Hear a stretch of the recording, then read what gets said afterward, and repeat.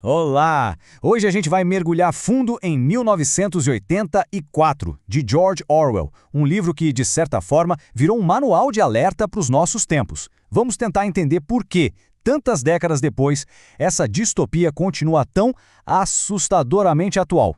Para começar, vamos pensar numa palavra. Orwelliano. É um adjetivo que a gente usa bastante, né? Para descrever um futuro de controle opressivo, totalitário. Mas a origem dessa palavra, como a gente vai ver, é ainda mais sombria que a própria definição.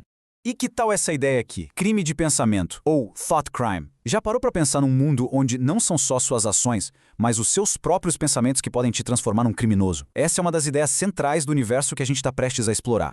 E aí, claro, vem a frase que todo mundo conhece. O grande irmão está te vigiando. Uma frase que saiu do livro e virou o grande símbolo da vigilância em massa, da perda de privacidade na nossa cultura. Ok, então vamos lá. Essas palavras e frases são só a pontinha do iceberg. O impacto de 1984 foi tão grande, mas tão grande, que ele literalmente moldou a forma como a gente fala sobre poder, controle e até sobre a verdade. O livro nos deu um vocabulário inteiro para a opressão.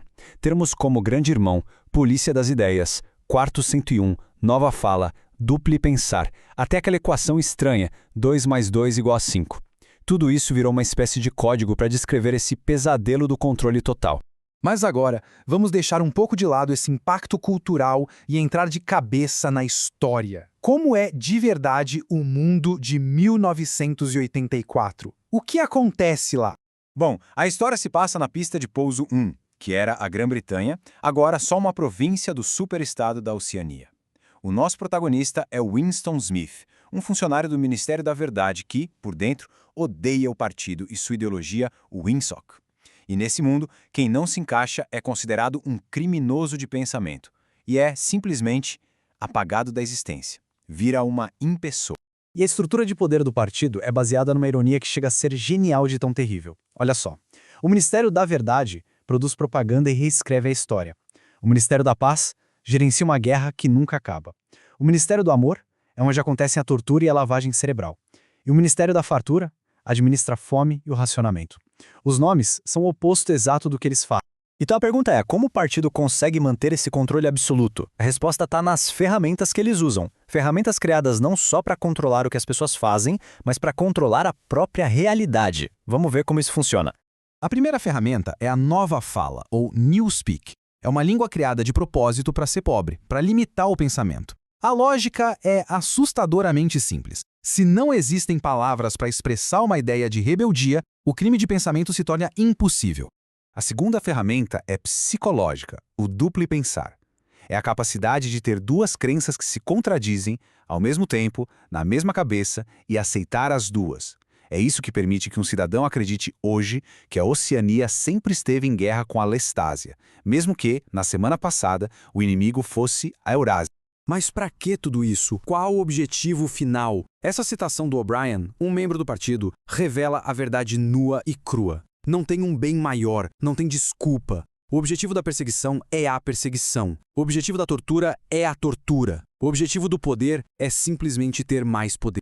E aqui a gente chega num ponto fundamental. De onde veio essa visão de mundo tão sinistra?